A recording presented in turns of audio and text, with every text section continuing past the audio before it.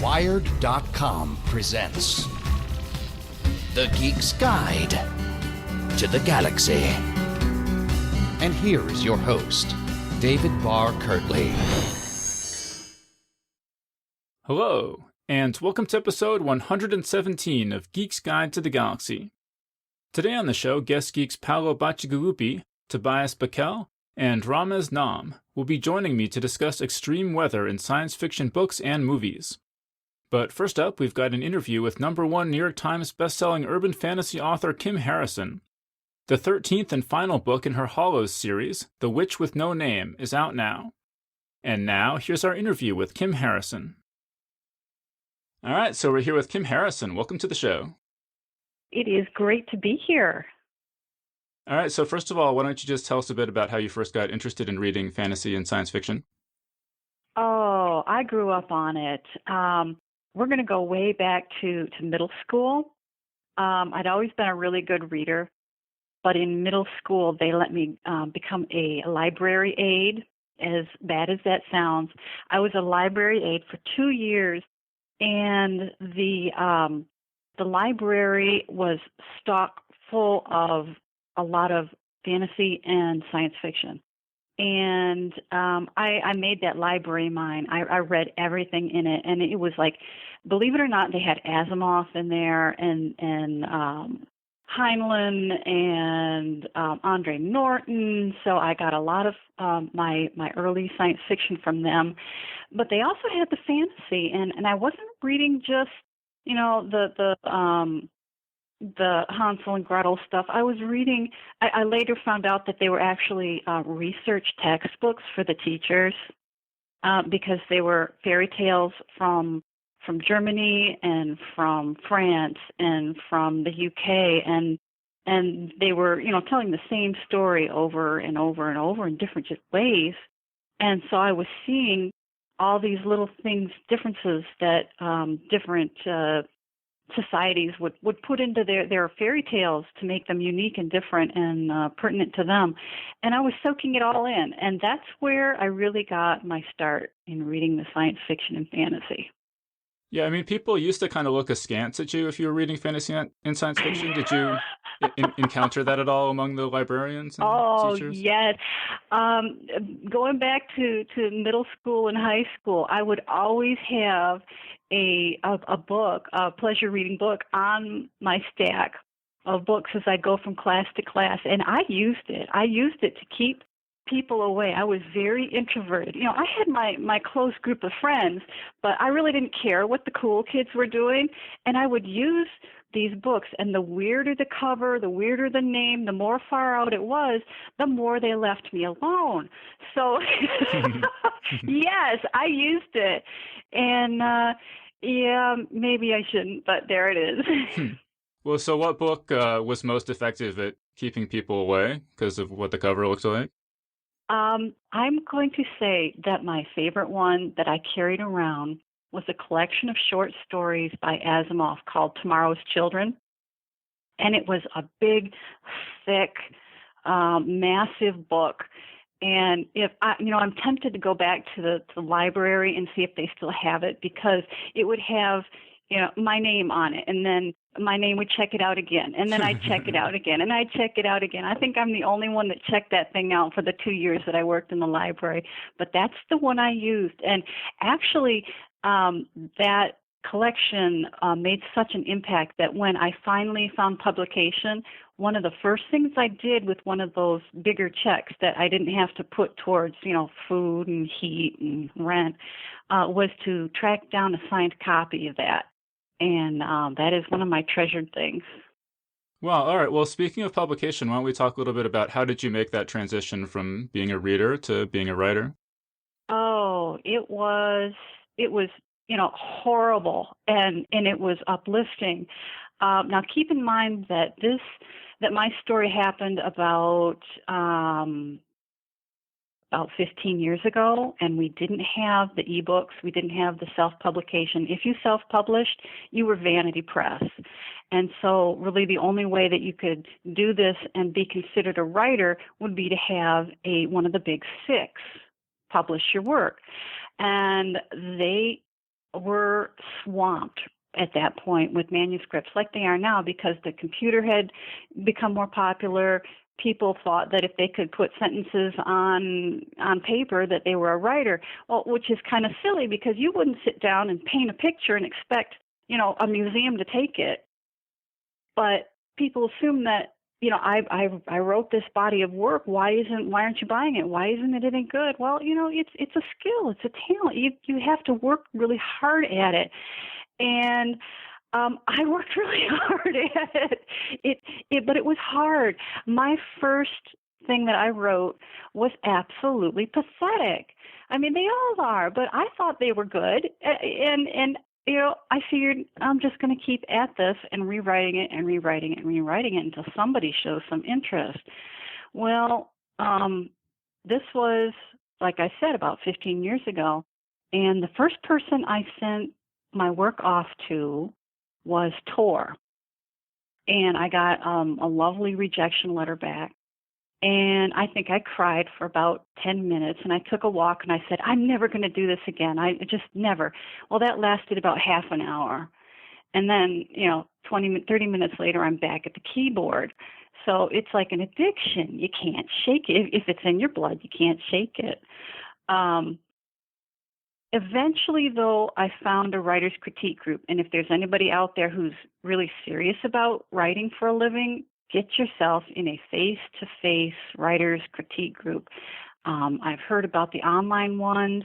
You never get a chance to really see who you're talking with, and you don't have that opportunity to evaluate how pertinent their advice might be. So that's why I always say, get yourself away from your desk, do something social. Yeah, we have to be social. Find a writer's critique group that meets every week if you can. They're in bookstores, they're in libraries, they're in coffee houses, and it's not going to be easy to find them. But if you do, get in there and start sharing your work, because these are the people who are going to go with you to the writer conferences where agents and editors go to find new talent. And that's how I broke into print. Is I had a published author who kind of took me under her wing, Faith Hunter. She's still my best friend. I talked to her today. And she took me there. She took all of the whole group there and set up a party, and I met Richard Curtis, the man who eventually became my agent. But if not for her, I don't know how it would have evolved. I mean, it's as much time as we spend alone working with our words, we have got to get out and do something social and interact with other people. But so what conference was that where you met your agent? That was a conference down in Atlanta. I believe, I'm not sure, but I believe it was a mystery writers conference. And I don't write mystery, but it worked. And that's where I met Richard Curtis. I went to a panel that he was on. I got to talk to him. I think I spent like maybe 5 minutes with him, actually, because you have to be careful when you meet agents and editors not to swamp them and soak up their time and be the stalker. It's more like a, hi, this is who I am, this is what I write, I understand you publish or you sell this. Can I send you my synopsis? And then once you have that invite, then you can put that in your cover letter, and they will remember you and think well of you at that point. If you just get that yes, you can send it to me and then walk away. Now, I know things have really changed tremendously with the advent of ebooks and self-publication, so I don't know how helpful my advice is anymore, but getting out and meeting agents and editors is never a bad idea. Mm. And so he sold your first book for you, and at that time you were writing as Dawn Cook. Yes, I was. Yes, that would be The First Truth. Yep. Mm-hmm. And that was more sort of epic fantasy kind of stuff? It was. I like to say it's like Tolkien, only with a tiny, tiny cast. and we never go anywhere. So it's really not like Tolkien at all. No, I really like going back and looking at my earlier work because watching it evolve has been really fascinating for me. When I first started, I had very small cast, and I was able to devote a lot of time to developing the characters. And the book would span like a year or 6 months, this huge amount of time. And I've been watching as my skills increase that my books now take maybe a week, maybe two, and the cast is bigger, and I'm involving world events rather than just this one little thing. But I've been able to pull the skills that I learned on those first books of how to make a character memorable and important, and kind of evolve them really quickly on the page. I've been able to pull that from my first stuff and put it into my latest things. And so it's been really interesting looking back and seeing how I've evolved my writing skills. Mm. And so how did you go from Dawn Cook, the epic fantasy author, to Kim Harrison, the urban fantasy author? Oh, that was a trip. Urban fantasy was really new. It didn't even have a name yet. This was just about when Jim Butcher started writing and Charlene Harris. Hamilton. Hamilton had really broken ground. She wasn't the first, but she was the first who made it marketable. And then Butcher and Charlene came along, and then I was shortly behind them. But I was still writing as Dawn Cook. My publisher at Ace passed on the manuscript, and so my agent shopped it around. It took about a year, actually, before somebody picked it up. What you read in Dead Witch Walking really is not what I wrote. I mean, there were so many tweaks and changes and shifts. It was more young adult. It was more quirky. I had, puns all over the place. And so it needed a lot of work. So I really don't blame Ace for passing on it, because it was not what you see on the shelf. But one of the odd quirks about the publishing industry is that book buyers will often give a new name more of a chance than they will an old name with a kind of meh, track record. Now, the Dawn books were doing okay, but they hadn't accelerated. So my new publicist wanted to make a clean break from the Dawn books, and since it wasn't a new genre, it really wasn't an issue for me. My Dawn name really hadn't taken off, so I said, sure. So my editor picked out the name. I was either going to be Kim Harrison or Lisa Harrison, because she wanted me shelved right next to Hamilton. Yeah. Yeah. There's kind of a joke. If you're going to write urban fantasy, you need to have a name that ends in H, because we're all over there. So she picked out my name. And it's, from a legal standpoint, it's also easier to write a new series and change publishers by taking on a pen name, because of the legalities. It's just so much easier. So there's a lot of reasons why people will take pen names. For me, it was so that the books would have a better chance, and that's also why the wig. I'd been doing publicity as Dawn for a while, and my photo was out, and my editor really wanted a very sharp degree of separation. So she says, get a wig, have some fun with it. So that's what I did. Well, so you don't really have red hair, or? Mm-mm. Huh. No, I am actually a blonde. So there it is. Wow. Okay, well, that's interesting. So tell us a bit more about Dead Witch Walking, just for people who haven't read the series, just kind of what's the world sure. like. Yeah, it's really quirky. Dead Witch Walking actually started out as a short story. I was trying to break into print this is even before the Truth books came out. I was trying to break into print, and I wrote a short story called Life is a Bowl of Cereal. And it's basically that first chapter in Dead Witch Walking. And I was trying to get agent attention or editor attention. So the stuff that was making the short story market was really weird at that time, and I knew I couldn't match that level of weirdness. So I said, okay, you want weird? I am going to put a pixie, a vampire, and a witch in a bar and see what happens.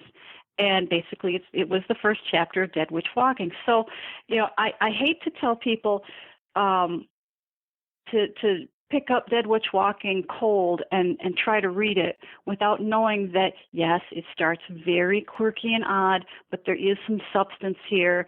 There is some science. I'm basing the magic on science. It's not all flight and fancy and silly stuff, but it sure starts that way.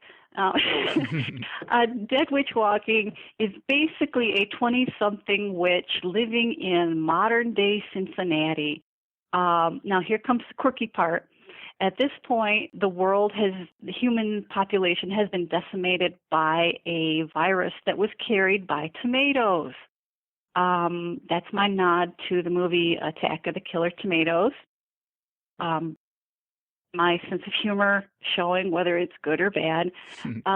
So a third of the human population has been wiped out, which has left the witches and werewolves and vampires who've been there all along to sort of say, hey, we're no longer a minority, let's come out of the closet. And that is exactly what happened. 40 years before Dead Witch Walking starts. So at this point, magic is out, vampires are out. If you think your high school teacher is a werewolf, you know what? He probably was. And Rachel works for the police force that patrols and tries to keep tabs on the supernaturals. And when Dead Witch Walking starts, she quits her job, which was a really bad idea, and she takes their best agent with her, and who also has an agenda of her own. And they move into a church, and they have a pixie backup, which sounds like a horribly bad idea. But this guy, he's 4 inches tall. His name is Jinx, and everybody loves Jinx. Because he's the family man. He's the guy with the mortgage. He's the one with the worries. He's got 54 kids he has to feed. Nobody takes him seriously. But he's the most dangerous one in the group because he can fly. He's got this sword he knows how to use. And he's not afraid to give you a lobotomy if you tick him off. So that's probably more than you ever wanted to know about Dead Witch Walking. Okay. Well, when you say that the magic is based on science, what do you mean by that? Yeah, I actually have a bachelor's degree in science. And my dad, he's scratching his head. He's saying, you went to school for science and you write books for a living. And I just nod and say, yep, I use it every day, Dad. It always bothered me, the black box of magic where you wave a wand and you say a word and something happens, and that just never pleased my sensibilities. So I try to put a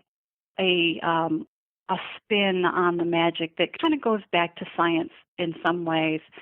The magic is run in my universe by ley lines, which has been around for the idea of ley lines have been around for a long time. Not really popular until the last 10 years or so. And I take that, which is, mythical, but I go in and say, well, maybe it's a rift in time where the energy is leaking through, or maybe it's the back end of a wormhole, so I try to find a basis for it. It turns out they are a kind of a slice in the fabric of time where you can get to an alternate reality where the demons have been, and so it goes on and on. And yeah, I do like basing things on science when I can. And it was biology, right? You studied? Mm-hmm. Yes, major. Well, the degree is technically in science, technology, and something else, but my core of study was biology. I mean, was the idea of the GMO killer tomatoes inspired at all by your biology study? Yes, it is. I think we are doing a few dangerous things. Putting a beta carotene gene into a rutabaga is fine, but when you start putting genes into your corn that they make their own toxins, that's another story. and people are not being careful with what they're doing. I mean, that toxin that's in that corn that they've engineered into the corn, that's great, except that toxin is in the pollen, and we're breathing the pollen, and insects are eating the pollen and dying, and we're upsetting our food chain. And just because we can do it, we need to make sure that it's the smart thing to do, that money is not the deciding factor. It should be, is it good for the environment, or are we screwing ourselves? And so that is one of the reasons why I did choose a GMO to be the end of humanity's power, because if we're not careful, it's going to be. Do you ever get people who have strong feelings on that issue write to you? You know what? Grower? I don't. And I think part of the reason is because the books are so far out there from the span of the people who are, the movers and shakers and who are concerned with it. The people who are concerned with it would never pick up a book about a witch, a vampire, and a pixie. However, the people who are reading it, they're getting the message. They are. And, change sometimes happens very slowly. And I'd like to think that maybe I'm helping make a change. Well, tell us about, why did you decide to set the books in Cincinnati? Oh, Cincinnati. Well, actually, it's all about location. My editor came to me very early on when we were doing the rewrite for Dead Witch Walking, and she says, from a marketing standpoint, it would be really great if we could set this in a real city. And so I literally took and opened up the map, and I said, okay, I can't talk about East or West Coast because the salt interferes with the magic. And I can't do anything west of the Mississippi because I've spent my life on the East. And you'd see right through it if I tried to put it in the desert. I needed it in a certain latitude because I wanted to use the seasons to help ground the books. So that took out quite, the southern cities. And I wanted a river to run through it. I wanted a city of a certain size so that there was mass transit, but most people got around in their cars. And so I looked at the map and I said, oh, it's got to be Cincinnati. So I called up my editor. I said, I've picked a city. It's Cincinnati. And there's this really long silence on the other end. I don't think she was pleased with the idea of Cincinnati, but I started doing research on it, and I really chose wisely. Cincinnati kept a lot of their old architecture. They're the end of the Underground Railroad. They've got that world-class zoo that nobody knows about. They've got the Basilica there. A lot of the things that I talk about are really in the books. Even the tunnels that are underneath the city, those really exist. I had a chance to go down under them this summer, and they're down there. They look exactly like I thought they would. So Cincinnati was very fictitious, and I was really fortunate to have picked it. I mean, could you say a little bit more about the tunnels? What were they for? Yeah, the tunnels under Cincinnati started. Oh my gosh, they're over 100 years old. It used to be an old canal that they used for transport, and the city fathers said, we got to get rid of this canal. It was causing problems with cholera and whatnot. So they dredged it out, started putting in a subway system it was only going to be like 2 or 3 miles long. Unfortunately, they ran into some trouble. World War II came along. They had some issues with kickbacks, and politics got in the way. They basically ran out of money. They did get large sections of it finished, but they're empty. There's no facilities down there. There's no electricity. There's no water. They do use a portion of the tunnel for their phone lines, and I think they have a water pipe under there, which turned out to be not such a good idea. But they overbuilt it. I mean, they've got their rebar is like an inch thick, and the cement is like feet, and they treat it like a bridge. They have to go down there every 2 years and inspect it. They have tours that go down there. This summer, they made a special trip down there, and they took me and a film crew, and that was fun. I mean, I'm a mess in the video because it's dirty and dank and there's no light, but I had a blast. I mean, was that difficult to arrange, or you just said, "Hey, I'm Kim Harrison, #1 New York Times bestselling author," and they let you down there? It took my publicist and a film crew to arrange it. I probably couldn't call them up and say, "Hey, I'm Kim Harrison, I want to go down there." But my publicist had the backing of HarperCollins, the big name there, and then the film crew was there, and so they worked it together to get me to go down there. But they do have tours that fill up very, very quickly, about twice a year, that they go down. And if you ever get the chance, do so. It's really kind of cool. And so you mentioned the Underground Railroad too. Could you say a bit more about how that worked with Cincinnati and the Underground Railroad? Mm-hmm.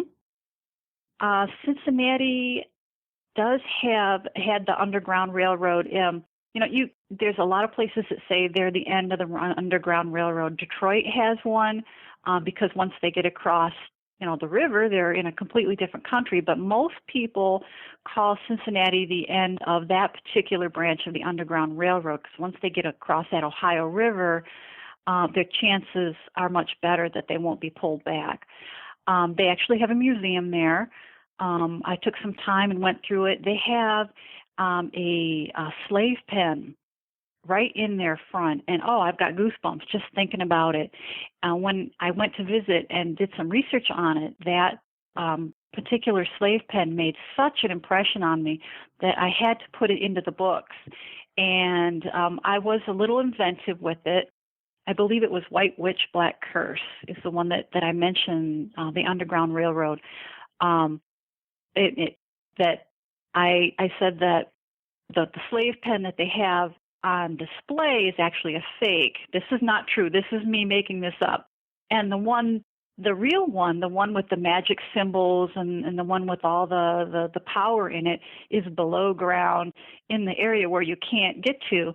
And one of my main characters was really angry that they hid this from the general public until he got down there and felt the power behind it and realized that it was to see it and touch it and feel it was so powerful that they were right to hide it.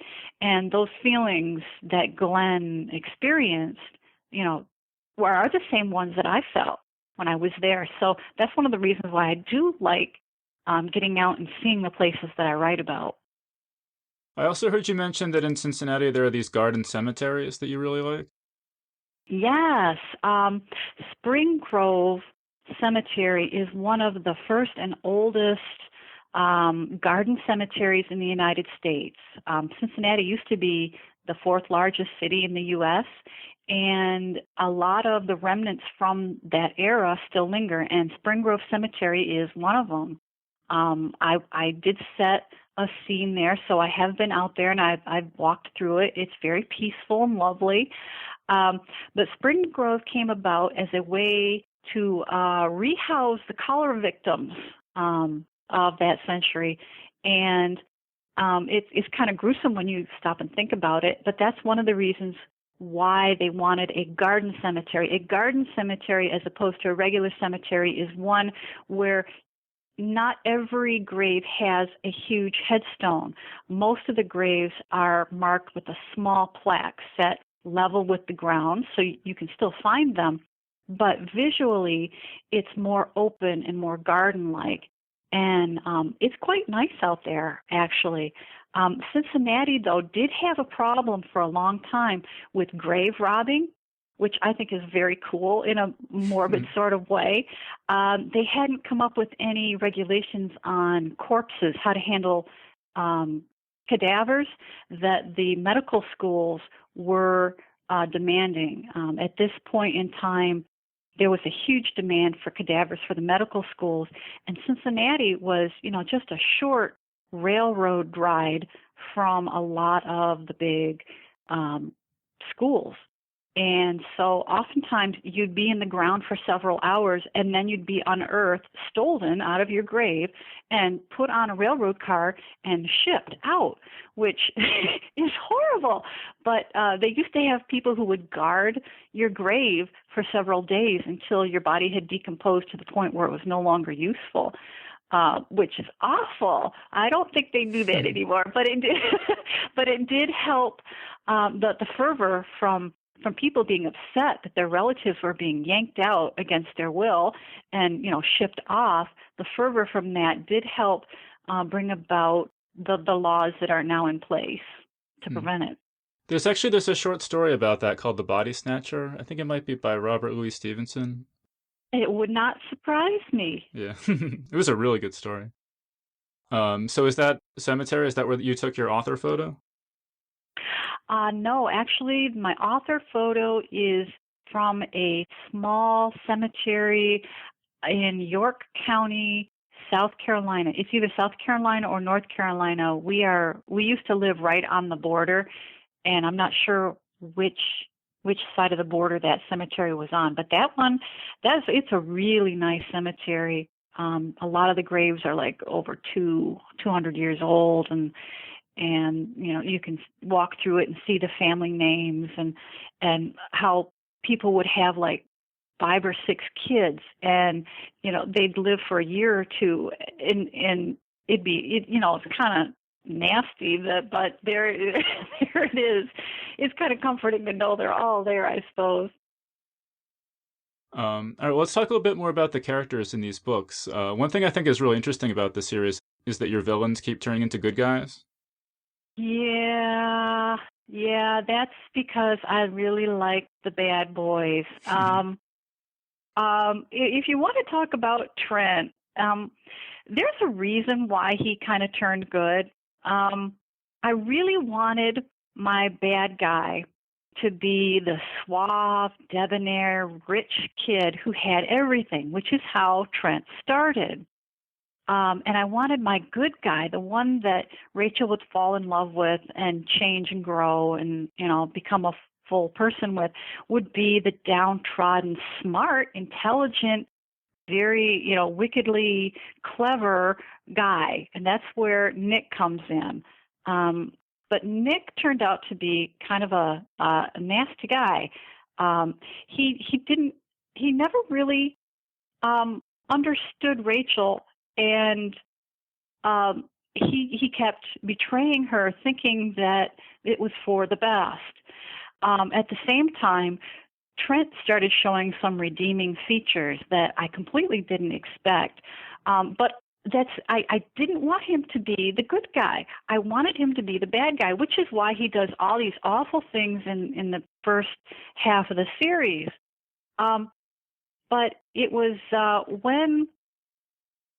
when he started making decisions that he knew might please Rachel that I realized that my idea had gone horribly wrong, and my downtrodden, smart, intelligent, wickedly clever man was really a not nice person, and my spoiled, rich brat of a powerful man really had the biggest potential to grow and learn and use his resources to the greater good.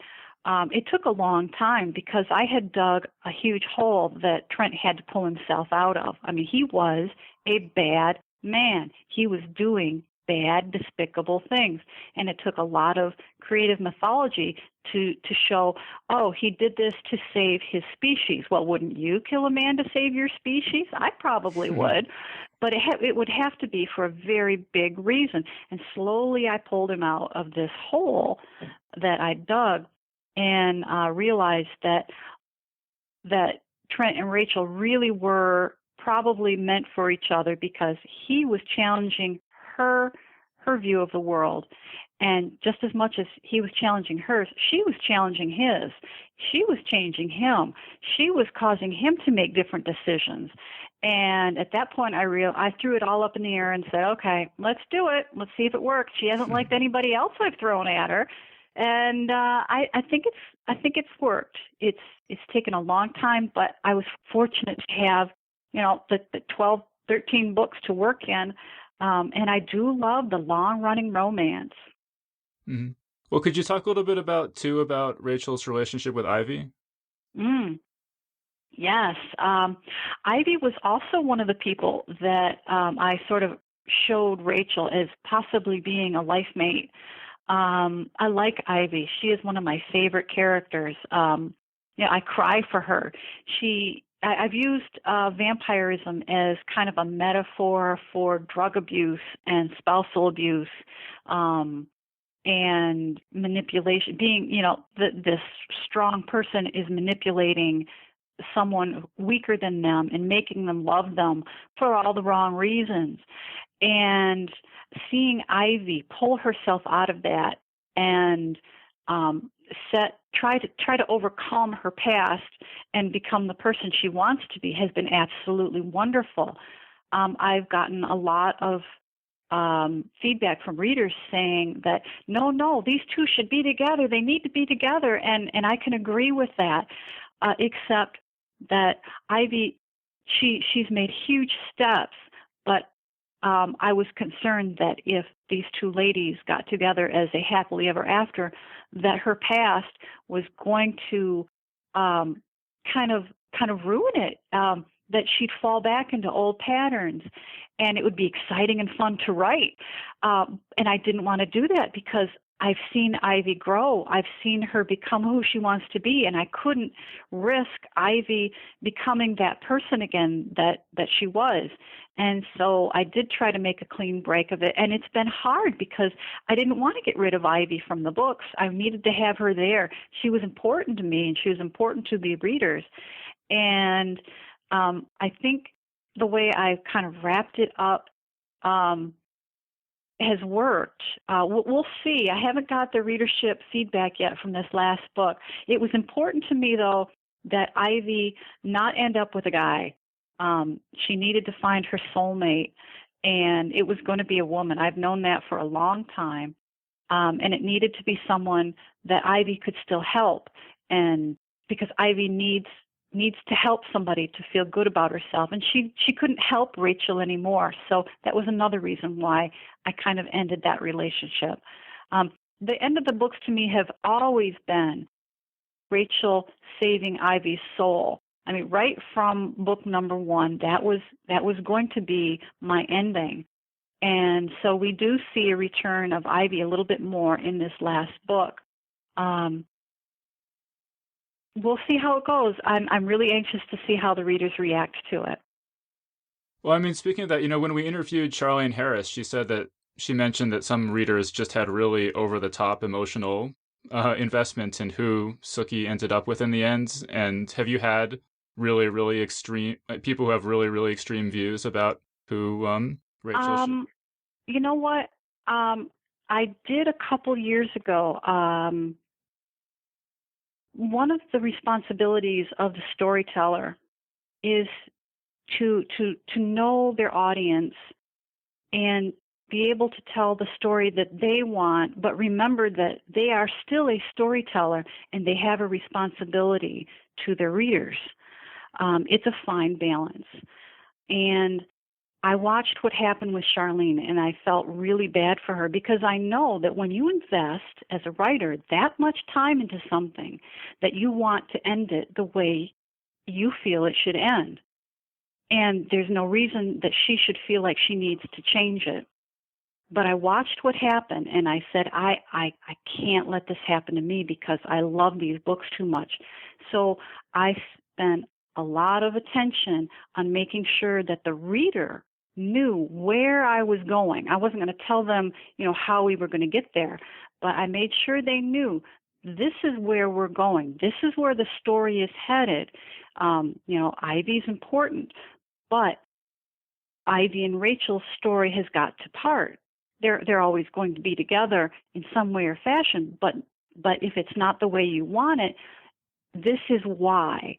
And so I was careful to tell the reader ahead of time why, this was happening and why this couldn't happen and why this had to happen.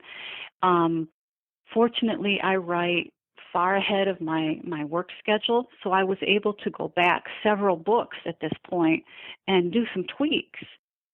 And I think it worked. I am also very active with my readership. They know where they can find me. They know where they can ask me questions.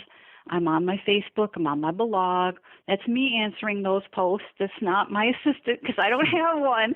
And I have seen, at first there was a big flurry of, you better not do this, you better not do that. But then they got the next book and they read it and they saw where the storyline was going, and it's calmed down quite a bit. Of course, I won't know until that book comes out and, the feedback starts. And I know I'm going to get some flack from a few people. But for the most part, if you end the series right, there should be no regrets. Well, yeah, and I mean, writing a 13-book series just seems like a really ambitious sort of a project.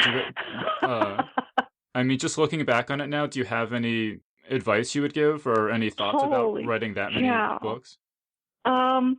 My advice would be don't ever sit down and try to plot out a 13-book series. Break it up. I would never, when Dead Witch Walking was accepted, I thought, yay, 3 books. I can tell a good story in 3 books. And then it was extended to 6. And then it was like, oh, I can slow down. I can take my time. And every renewal, it was like, ooh, now I can explore this and I can explore that. I never expected 13 books. I mean, it has been an honor and a treat to be able to work with these same characters in the same world for so long. It's kind of a double-edged sword, though, because it does take up your time, and all those ideas that have been building up for the last 10 years, they're going to come out eventually, but locking them up in a cabinet it's very frustrating at times. But I would never in a million years sit down and say, okay, in book 1 I'm going to do this, in book 5 I'm going to do this, and then in book 13 it all comes together. You can't do that.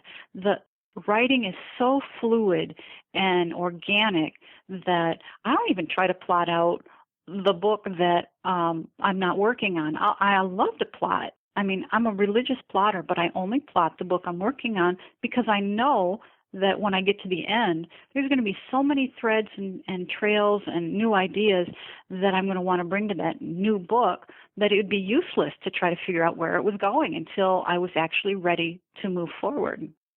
Yeah, actually, I heard you say in an interview that Jack L. Chalker taught you how to write a series. Could you say? Oh, yeah, The Well World. Oh, that was my favorite series when I was growing up.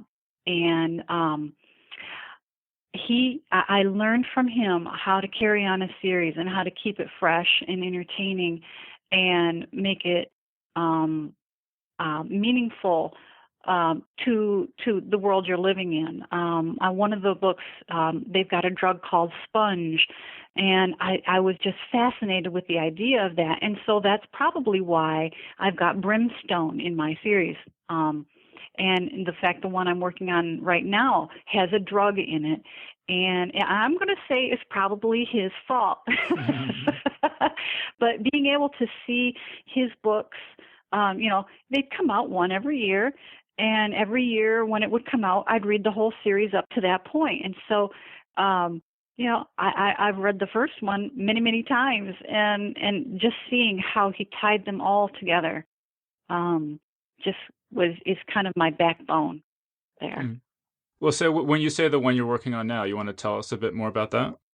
I am working right now on, it doesn't even have a title. I haven't shared it with my editor yet. I mean, I'm on the cusp of starting to share this with other professionals, and I'm really excited about it. So I'm not really saying a whole bunch because there could be big changes in it. But Perry kind of picks up where Rachel left off. Perry is in the top of her field. She has a very dangerous job. It's exciting. She knows who she is, and she's good at it. She's got everything the way she wants, And then by page 8, the rug gets pulled out from under her, and she realized that she's not the person she thought she was. And then it goes from there. But it's much faster paced. It's more thrillerish. If I have to, put a genre tag on it, it's more thriller than urban fantasy. Although I cannot stray far from my roots, and so there is. I don't want to call it magic. I like calling it accelerated science. It's when science has gone so far that these abilities that science has given us look like magic. It's out there. A lot of the popular movies right now have it. It's kind of like a mix between Born Identity and Minority Report. I mean, it's really cool. It's fast, and I'm also writing from third person now. I feel like I've got a lot that I can say to the male readership. And I think writing from this first-person female perspective, I have a lot of male readers. A third of my readership is male, but I want to tap into it a little bit more, and I'm hoping this helps. I mean, I've got 2 black belts, one in Hapkido and one in Taekwondo, and so I like bringing this to my fight scenes. You can kind of see it in Rachel, but in this new Perry novel, I can really bring it out a little bit more because, like I said, her job is very high risk. Yeah, and you mentioned, I mean, that the book kind of draws inspiration from Minority Report, Paycheck, Inception, that kind of thing. Do you expect this to appeal more to sort of reach a more science fiction oriented audience? I'm hoping that it does. I love the science, the fantasy works for me, but my favorite movie is probably Blade Runner. I mean, I love getting into the science stuff, and Paycheck and Minority Report and Born Identity, you wouldn't know it by looking at me, but that's my bread and butter. I mean, I love those movies. If it's got Tom Cruise in it, I'm there watching it because he always plays really interesting, weird characters that jump out and say, this is different. And that's really kind of my target. I'm really excited about it. Mm-hmm. Actually, it's kind of funny. I wanted to ask you about this, and this is kind of like something out of a Philip K. Dick story, but you've talked about when you started the Kim Harrison pseudonym that you had to keep that secret for a while, and so it was kind of, you would have to tell people, like, don't call me Kim, don't call me Dawn, you can't blow my cover, sort of. Yes, I had to do that for a couple of years. We kept a really tight lid on it for quite a while. I was really surprised. There were people in the publishing industry who knew, of course, but they kept it very quiet. At the time, I was actually living in South Carolina, very rural.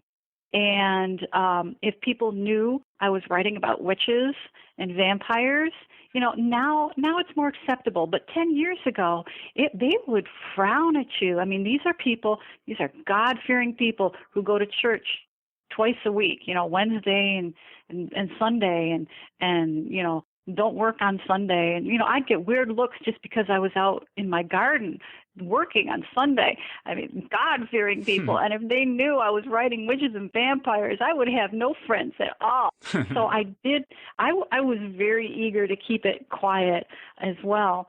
But as time went on, it became more acceptable, and, attitudes shift and change a little bit.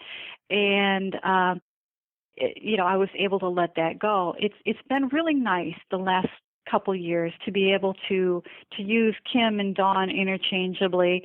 It's out. I did a Locus article where it was like publicly announced, which was kind of nice. I have a feeling that eventually, maybe with the beginning of this new series, that the wig is going to finally go away. I'm ready to get rid of the wig, and I think I can do that now. The Harrison books are so well established that there's no chance that the Dawn stuff is going to interfere. And I'm ready to do that. and I'm looking forward to it, but not for this last tour. This last tour, I will still have the red wig. Were there any times in that period where your cover was almost blown, or someone got an inkling or anything like that?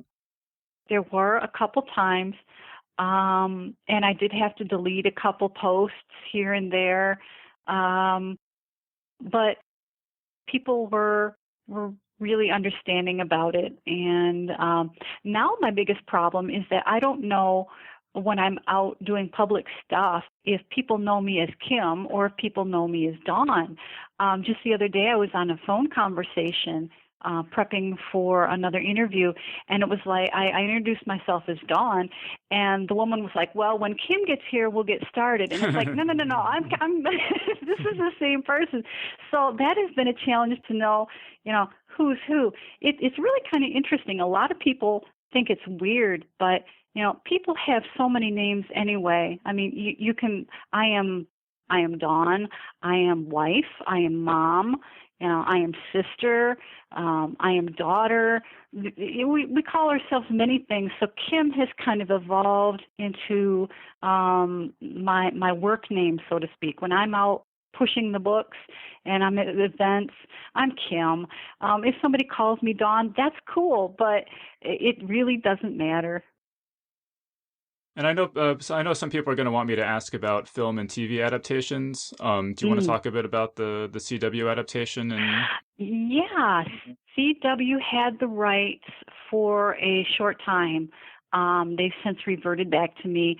One of the stipulations that I gave one of the few stipulations I gave my agent was that if somebody was interested in the Hollows, that I didn't want my rights to sit in a drawer year after year after year. Well, they just sat on it and did nothing. I've seen other authors do that, and sometimes it pays off, but I didn't want to lose control for that amount of time. So CW had it. They had somebody working on the pilot. I liked the direction they were going. It was a very narrow slice of the Hollows that they were focusing on, but it was okay. But they kept asking for less and less magic, and I think everybody kind of lost interest in it because one of the things that makes the Hollows special is the magic mythology. And when that kind of got taken out, it was like anything else you'd see out there, and they lost interest, and the rights reverted back to me. I'm open to having the Hollows, picked up again, big screen, small screen, but I'm not really pinning my hopes on it. I think that this new thing I'm working on with Perry has a lot more marketability at this point. It fills a niche that's there that's hard to write in, and I'm really anxious to see if I'm able to pull it off. Now, when they wanted less magic, was that just mostly because of the special effects budget sort of stuff? I have no idea. The communication really wasn't as good as I hoped it would be. So I really don't have a good answer for that. Because I heard you say that they were going to take out Jinx. It's like, yeah, yes, take they out were. Jinx. Yes, they were going to take out Jinx, and I think they were going to take out Jinx because they were afraid he was going to make the whole thing look silly. And it's true, a 4-inch man with wings could really make it look silly. It depends heavily on how he's treated, and if you've heard the audio books, that my reader is Miss Gavin, and Marguerite Gavin, and she does a wonderful job of making Jinx, who is small, so she has a high voice, but she makes him sound serious and someone who counts and someone who matters and someone who's dangerous. And that's really hard to do. And that was one of the reasons why I was so glad to get her as a reader. Now, translating that same power and intensity to, a small screen might be more difficult. So I can see why they took him out. But by taking him out, they took out the heart of of the Hollows. I mean, he holds everything together. He is the everyman. And when he's gone, it would be harder for the person watching to actually identify with the whole crew, because he is the one who is like everybody else, even though he's 4 inches tall and has wings. Okay, and then another thing I wanted to ask you about is you say that you don't like coffee, and I also don't like coffee, and it makes me feel really like an in the minority sometimes. So I was glad to hear someone else doesn't like coffee.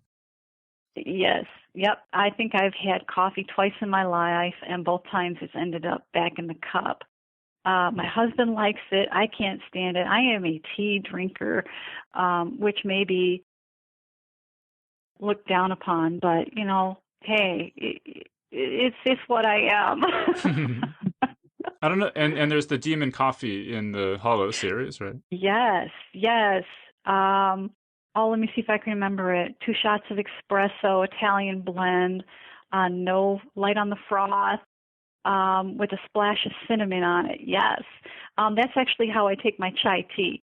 So that every time Rachel is, rhapsodizing over coffee, that's me really enjoying a good cup of tea. I have to say, I mean, looking at people's Twitter accounts, I'm struck by how often they mention coffee drinker as, one of the things they mention in their 100-character bio. And as a non-coffee drinker, I just don't get it. But, it's obviously central to a lot of people's identity. Yeah, I never noticed that. I'm going to have to pay more attention. Okay, well, actually, speaking of Twitter, I did want to ask, your Twitter handle is Burning Bunnies. Yes. And I was just curious what the origin of that is. Burning bunnies. I think of ideas as sweet and innocent. They're like little bunnies. You see them there. They're sweet. They're innocent. They're soft. They're harmless. You pick them up. You take your bunny idea in and you pet it. You feed it carrots and you take care of it. And eventually, like bunnies do, you get more ideas and more ideas, and pretty soon your desk is overrun with burning bunnies, and you corral them up with pen and ink, and you put them in a box, and you send them off to New York, where they just let them go rampant, and eventually they package them up and put them on a shelf where people walk by and pick up these sweet, innocent, unsuspecting little books and open them up, and hopefully, if there's luck, they will start their own burning bunnies from that one. So that's kind of what I think about burning bunnies. All right. So unfortunately, we're pretty much out of time here. Do you have any final thoughts? Any other projects you want to mention? Anything like that? Oh, I wish I did, but I don't. Just that I'm not sure when this is going to go on air, but I am going out on tour starting the 9th of September. I've got a list of events on my website, kimharrison.net. I'm going, oh my gosh, it's a huge tour. I won't be back for, let's see, they're sending me out for 2 weeks, and then I'm going to go out again the last week in September to hit the West Coast. And my big bash is going to be in Ann Arbor on Devil's Night, which should be a whole lot of fun. I'm not sure exactly what we're all going to be doing at that point, but there's extra prizes and giveaways, and hopefully we can get some readers to do some costumes and some readings from the book. It's going to be a lot of fun, but I've got a hellacious September, October to get through. But fortunately, I like getting out and seeing the readers, so it should be a lot of fun too. All right, great. So I think we're going to wrap things up there. So we've been speaking with Kim Harrison, and her new book is called The Witch with No Name. So Kim and/or Dawn, thanks so much for joining us. Thank you. It's been a lot of fun. And that was our interview. So thanks again to Kim Harrison for joining us on the show. And for our panel today, we'll be discussing extreme weather in science fiction books and movies. And I'm joined by 3 guest geeks. So first up, we've got Tobias Buckell, making his 7th appearance on the show. He's the author of the Xenowealth series of space adventure novels, and the New York Times bestselling Halo novel, The Cole Protocol. His latest book is Hurricane Fever, a sequel to his 2012 eco-thriller Arctic Rising. So Toby, welcome to the show. Hey, thanks for having me. Then next up, we've got Paolo Bacigalupi making his third appearance on the show. He's the author of the mega award-winning novel The Wind-Up Girl, as well as the young adult novel Shipbreaker, which was a National Book Award finalist and New York Times bestseller. His new novel The Water Knife, set in a lawless, water-starved American Southwest, will be published by Knopf this spring. So Paolo, welcome to the show. Thanks for having me. And also joining us today for the very first time is Ramez Nam, author of the science fiction novels Nexus and Crux. Nexus was one of NPR's best books of 2013, and tied with Cory Doctorow's Homeland for the 2014 Prometheus Awards. Ramez is also a noted futurist, and the author of nonfiction books such as More Than Human, Embracing the Promise of Biological Enhancement, and The Infinite Resource, The Power of Ideas on a Finite Planet. So Ramez, welcome to the show. Thanks, David. Great to be here. All right, so we're going to talk about extreme weather, and I think the thing in pop culture that's familiar to most people on this subject is the movie The Day After Tomorrow. So Toby, why don't we start with you? What did you think of the movie The Day After Tomorrow? It was really painful. It was a very painful experience. I remember so many people who wanted to have...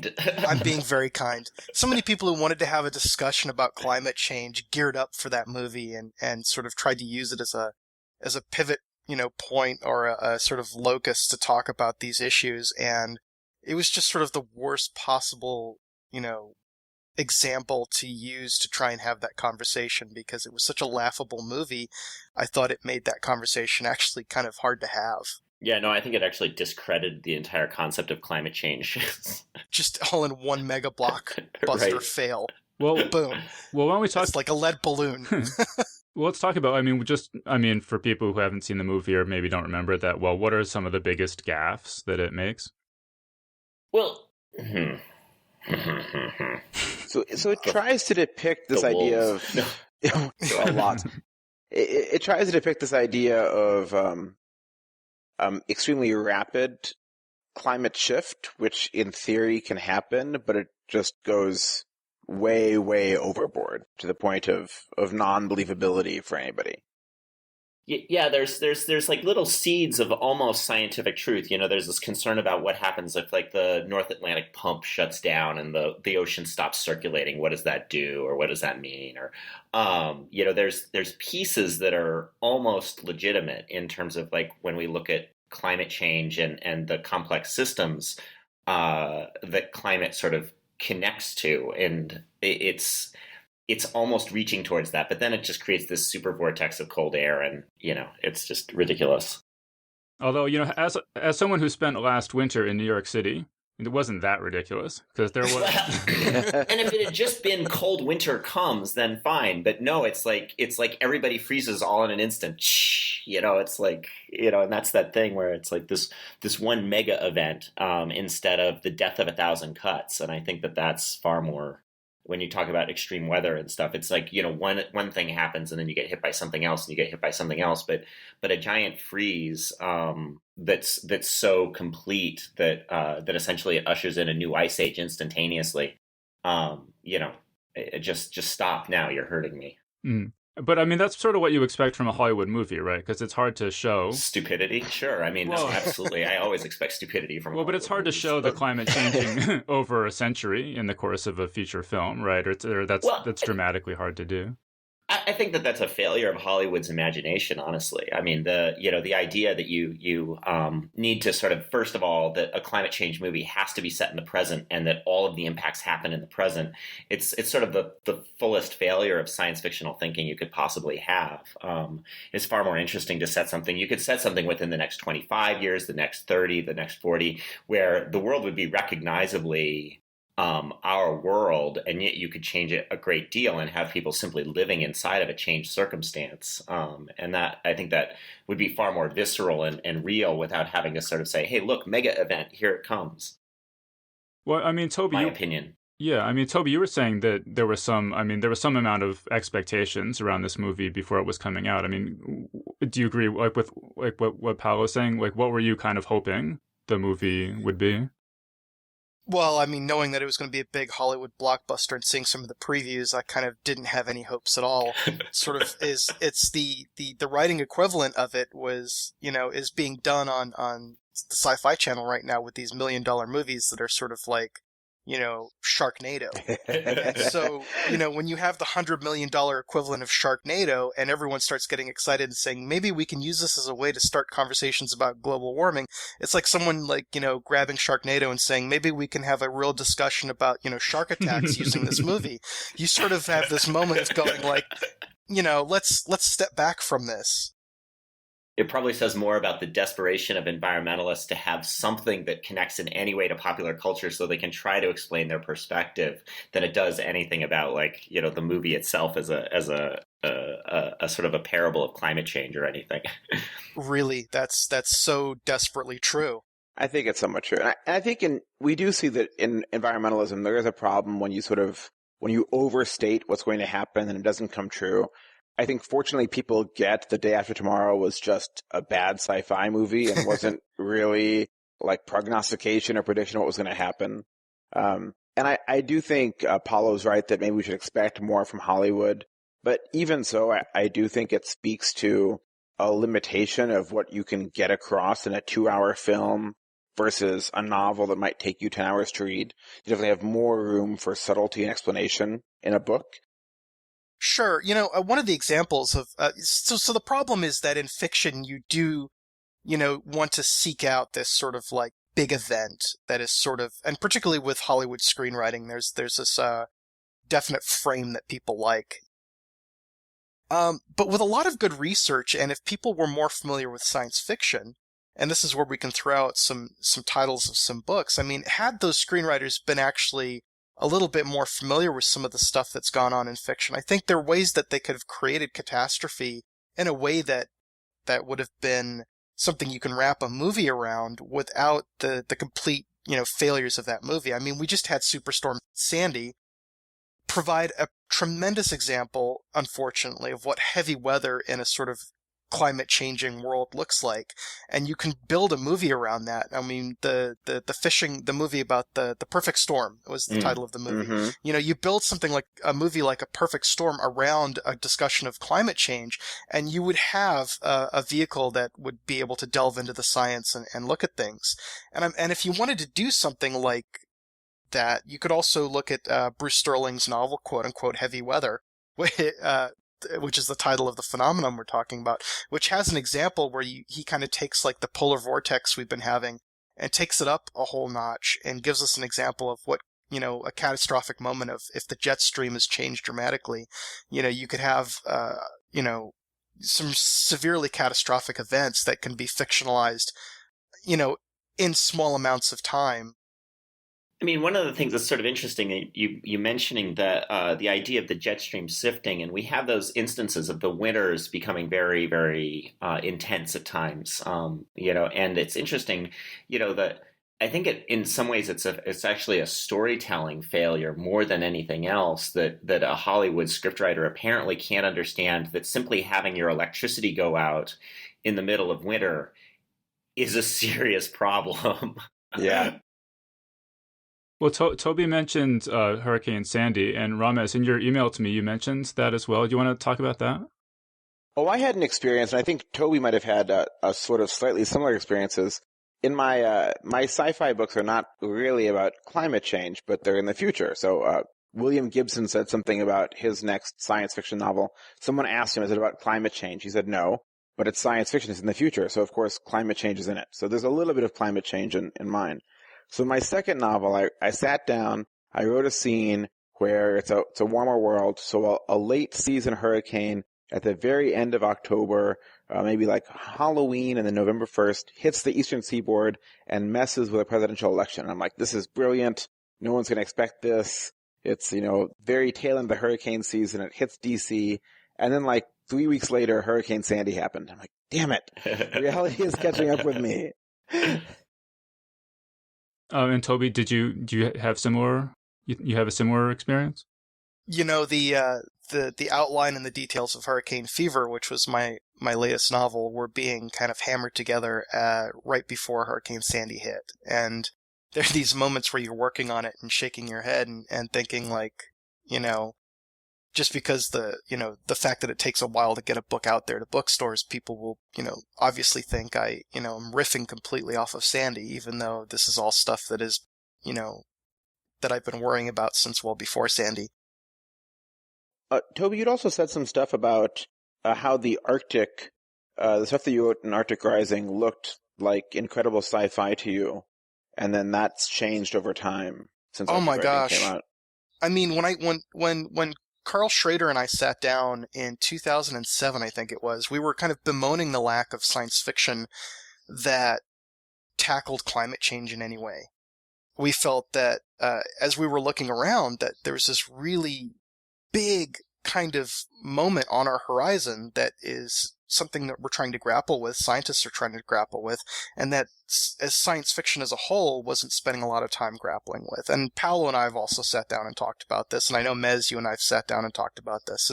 But back in 2007, Carl and I were casting around ideas, and we came up with writing a short story at first to sort of talk about what happens after the polar ice cap completely melts, which at the time we thought was a really science fictional thing. The IPCC was not coming out with complete 100% summer melts at that time even, let alone winter melts. And we just started off with the assumption, what if it's just an ocean up there? What if it's all completely gone year round? What does the world look like at that point? And we started to play the scenario out for a short story. And I went back to Carl later in 2008 and said, hey, do you mind if I write a whole novel stealing some of these ideas that we were, kind of tossing out at each other? And now that I'd gone and done some more research, I found that places like Task Force Climate Change, which is the U.S. Navy's unit that sits down and thinks about what that impact will be, had actually come up with a lot of the same issues. So, looking at this stuff, I just went, okay, here it is. Let's play with it. And when I started writing that novel, I called it science fiction because I thought, the idea of completely eliminating the polar ice cap was science fictional. That's pretty wild. Because none of the stuff I was reading, none of the literature, a lot of people who say climate, who criticize climate change, talk about the fact that they're way too pessimistic. I'm like, these guys are way too optimistic. IPCC was calling for, possibly ice-free summers being kind of like the wildest thing when I started writing. And so I started out with the science fictional scenario being no polar ice cap. And by the time the book was in copy edits, IPCC was saying at some point they were willing to call a completely ice-free winter as well at some point in the human future as their worst-case scenario. And it had gone from being completely science fictional and scientists had it off the table to being in their projections as a possibility within the time I wrote that novel. And that's just like a year and a half. It's interesting, just that feeling of when you're writing science fiction and then you feel like you're being caught by the present moment with The Water Knife, which is right now in copy edits. And it's been extremely frustrating for me. It's a very strange thing to be watching sort of a megadrought developing in the Southwest United States when you're writing about a futuristic megadrought and feeling like you're being overtaken by events. This is something that the Southwestern United States has been sort of vulnerable to water scarcity for a long time. And the climate projections sort of say that it should anticipate more water scarcity. But then, the difference between that being a theoretical thing when I was back, as Toby was saying, when I was writing the first short story set in this world, I think that was the Tamarisk Hunter. And that was probably back in around maybe 2007 or 2006. It was just sort of an interesting piece of speculation. And, you knew that there was some drought potential, but you just weren't looking at that really, really long-term absolute water scarcity sort of situation. And so now with The Water Knife about to come out, there's this massive drought this year. And I'm feeling like, God, by the time this thing comes out, people are going to be like, yeah, drought, so what? We know all about it. Paul, I think the good news and the bad news is the drought's just going to get worse. So. Thanks. Yeah, no. Well, it's also sort of funny because, you're writing about climate, but you find yourself actually sort of hoping that weather will support your premise. And it's a silly sort of thing. It's like, no, any individual moment of weather is not actually what you're interested in. You're really interested in the long passage of time and the averages over time. But we tend to focus in on weather events when we talk about climate. I mean, do you guys feel then pressure to keep upping the ante in terms of how dramatic the scenario is because the real world events keep catching up with the less extreme projections? More just pressure to just get the fucking book out.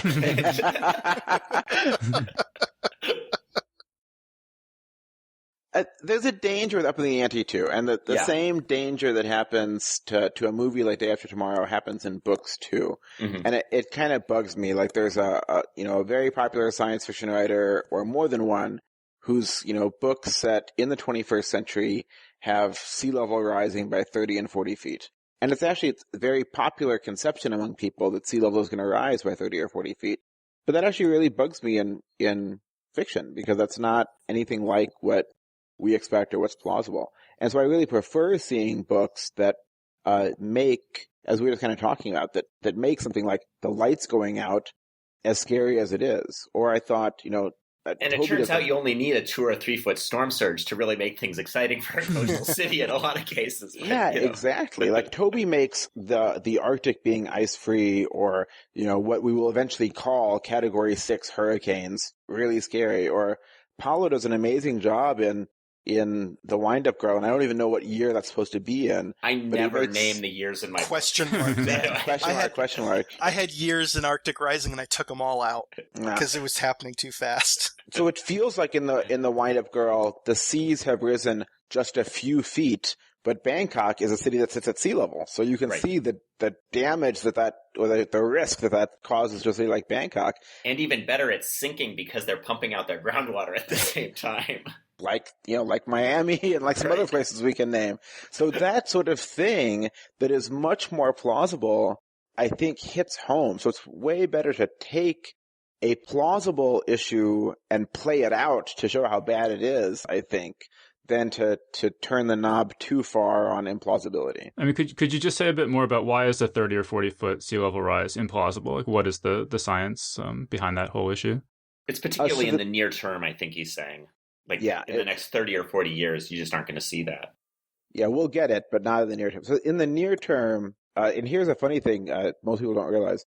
So the projections for this century are 1 to 2 meters of sea level rise, probably closer to 1 meter. So that's 3 feet to 6 feet by 2100. And most of that actually is not by melting ice. Most of that is by thermal expansion of the ocean. I love this, yeah. As it gets warmer. And then a little bit is by melting ice. And we do know things, like we see there was a paper last few months about how the Western Antarctic ice sheet melt might be unstoppable now because of the particular shape of the terrain it sits on. Once it starts sliding, it won't stop. But the fine print on that paper is that it'll eventually add that sheet will eventually add another 3 to 6 feet itself. But it's projected to take something like 800 years plus to slowly slide into the ocean. So those things, there's another like 270 feet of sea level that Antarctica and Greenland and all the world's glaciers can add. But even though we are making it hot enough to melt all that ice, you can put an ice cube in water warm enough to melt it. It still takes a while for the ice cube to melt. So we're getting the planet warm enough to melt all that ice, but it still takes centuries to melt that much ice, essentially. But I mean, say science fiction writers are setting stories set in like a Star Trek future that's 200 or 300 years in the future. Then you can start legitimately talking. And like Kim Stanley Robinson in 2312 talks about most of Florida being underwater. And sea level rises of 30 feet and stuff like that. And then, in 200 years, 300 years, that's more scientifically plausible. But if you're writing a novel set in 2050 and you're showing more than like 2 feet of sea level rise, 3 feet if we really got the estimates wrong, then you're exaggerating just for convenience or ease of you as the writer. And I think you're kind of blowing it a little bit. Well, I mean, speaking of Kim Stanley Robinson, do you guys want to talk about his Science in the Capital series, which is a novel series, which sort of like The Day After Tomorrow, but sort of intellectually serious, right? I mean, that was Stan really, trying to be intellectually serious. His protagonists are scientists, one who works for the National Science Foundation and one who's works in policy in the White House, and they're dealing with the ocean, the thermohaline current shutting down and the ocean heat pump shutting down, but it's all like what actual people working in DC might do as opposed to shootouts and policy action thriller. Heroes. Yeah. It is a policy thriller. The two things it deals with that are things that are not emphasized necessarily and that are interesting and should be talked about more is one is the heat pump shutdown, which creates counterintuitively, and you run into this when you're dealing with denialists. There are things that happen that actually create colder spots, and that's one of the things that'll happen is that with that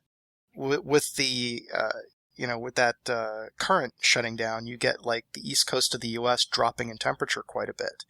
And because the warm water from the Caribbean isn't being pulled up and distributed around there.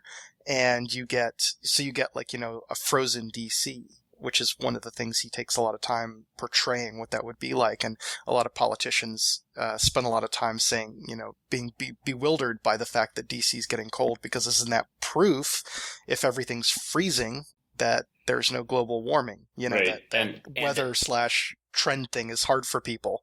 Right. And as it always becomes difficult during the winter when we have a cold winter and we're like, oh no, climate change doesn't exist because clearly it's cold this winter. And it's like, well, actually the jet stream has shifted and there is warm. The Arctic is super toasty right now, but like everything else is cold. Right. The Arctic being super toasty still means that when the Arctic air gets swept down here, we're freezing our asses off. Right. Yeah. And then the other thing he talks about a lot is displacement as a result of rising seas and heavy weather, because a tremendous amount of the human population lives coastally. We all pretty much cluster coastally and near areas where we traditionally have been able to ship things using the power of sail historically, and then just sea routes and shipping. And so we cluster on coasts, which means that sea rise has a tremendous impact on us in the future. And so he talks about displaced peoples and the impact that will be having on, different countries, because people will be complete refugee populations. And we're already seeing that. He did it science fictionally, but now we have, there's a group of Pacific Islanders that purchased a tremendous amount of real estate in Australia in anticipation of their islands being completely sunk. And they've moved the next generation of kids into the Australian public school system to get them used to living there, so that when the rest of them all have to move and lose their ancestral homeland, the culture shock won't be so great. And you read a story like that and you're just like, whoa, like there are people right now that are actively having to plan and change their culture and their traditions and their entire way of life as a result of things that are happening right now.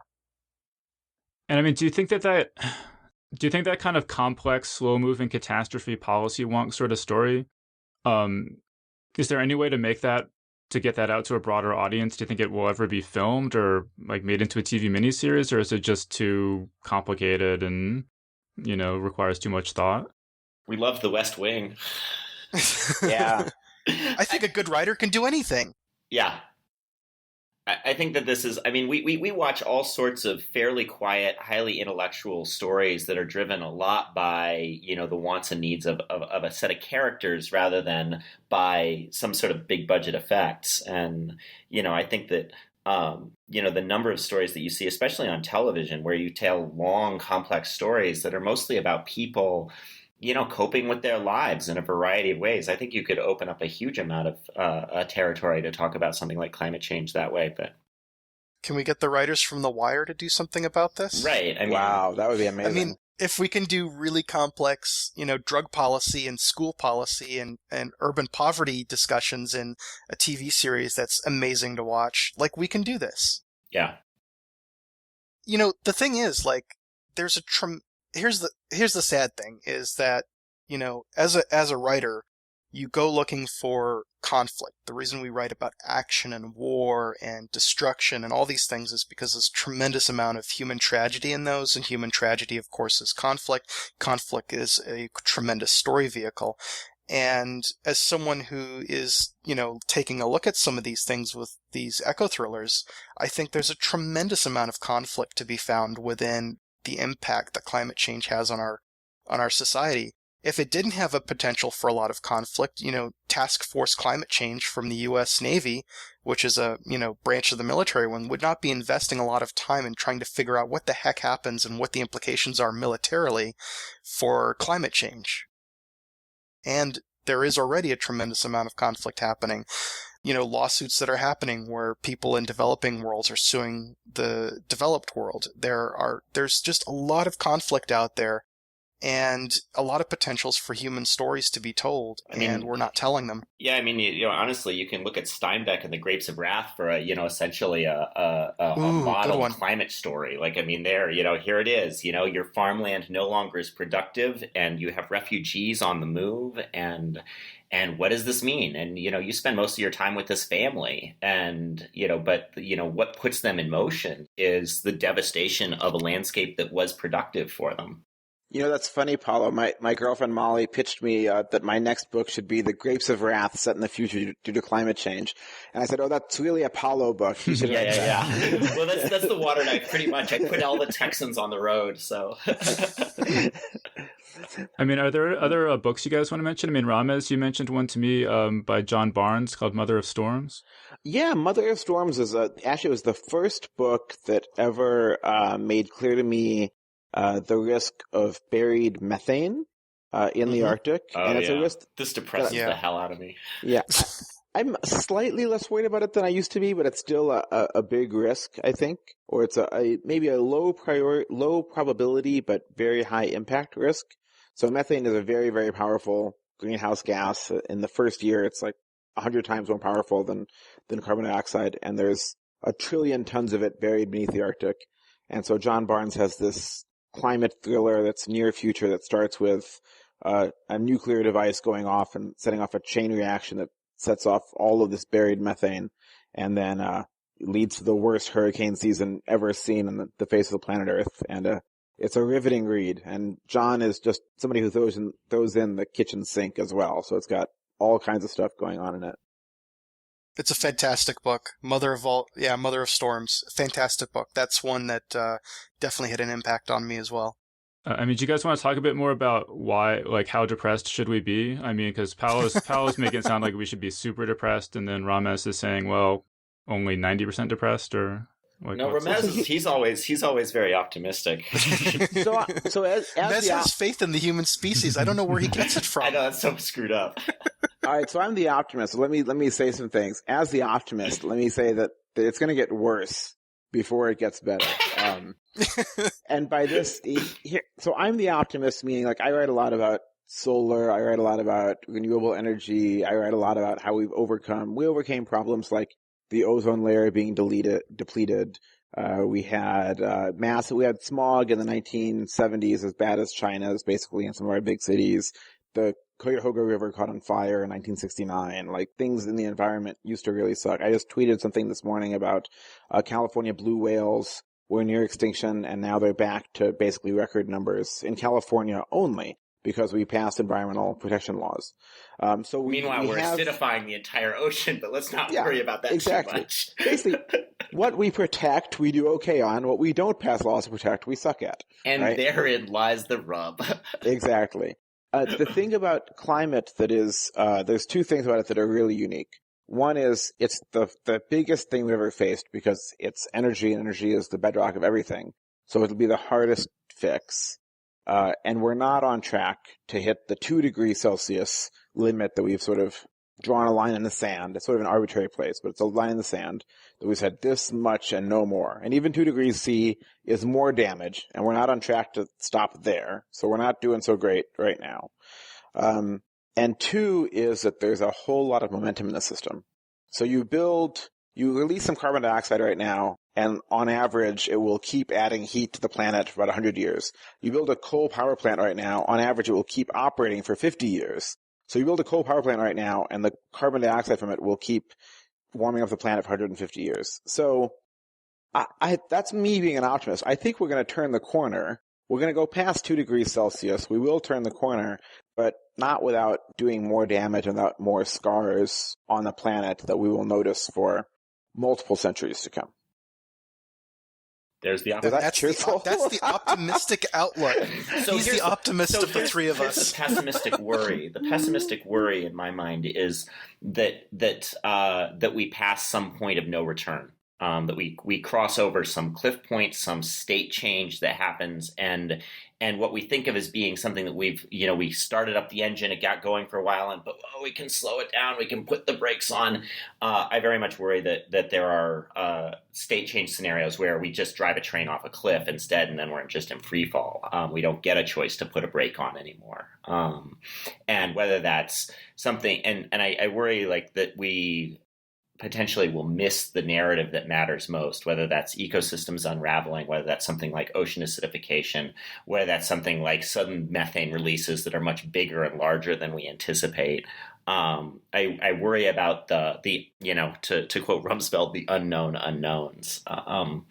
And also I worry a great deal about our ability as democracies to prioritize long-term quality of life over short-term benefit. We tend to discount the value of future generations' quality of life in favor of our own near-term benefit. And that doesn't seem to be something that we're very good at altering, short of something like the Cuyahoga River lighting on fire, where we're suddenly like, oh, gee, we're fucking ourselves up. Okay, well, now let's install the EPA. That's a great idea. Let's create the Clean Air Act, the Clean Water Act, do all these things to clean ourselves up. But it's in reaction actually to something that's very close and very real to us. And climate change remains a highly abstracted, distributed pain, and most of the pain is going to be actually discounted out onto future generations instead of on us. And so I think that the impetus to change that is difficult. I think it's further made difficult by the fact that there are many profit interests that really, really will be hurt if we try to actually do things about this. I think that, Ramez brought up the fact that we stopped using CFCs, and there was actually a concerted sort of industrial effort to prevent us from regulating CFCs, and we pushed past that and we did regulate. But, and so, hey, great, we still have an ozone layer. That's awesome. But I think that the industries have become more disciplined and more effective in the ways that they slow down policy changes that affect their profits. And I think you saw that play out in the amount of time that it's taken us in the United States even to come to grips with the idea that global warming, oh gosh, might exist. And that makes me a little worried and cynical that there are actually specifically people who profit every quarter from us doing nothing, and that they are, partly holding the reins of government. When Hurricane Sandy hit, I thought that might be an interesting moment where we could actually have some, marketing and pivot points about global warming. It didn't happen, and that was one of those interesting moments for me where I started to believe a little bit more of what Paolo says, which is that the people, the interests allied against making any changes, have become a lot better at their spin. In fact, Paolo's written a whole book about it called The Doubt Factory, which is really good and should be read by everyone because the stuff that it's riffing off of is the fact that there is a very large, there's a very large organization that is accreted around doing nothing. And a lot of arguments that you hear repeated by people who don't even realize they've picked them up as talking points about doing nothing because it's, the safer, smarter, more economically positive thing to do. Right. It turns out it's a pretty powerful thing to argue for political stasis. If you're arguing for stasis, you can always pause. Let's just wait. The science isn't quite in. Let's just study the problem a little more. Have we analyzed all of the aspects? We really need to get everybody in the room to talk about this more. Let's talk for another year while we bank our next round of quarterly and annual profits. Well, Paolo, why don't you tell us then a little bit more about the Doubt Factory and just how are you dramatizing this situation in science fiction?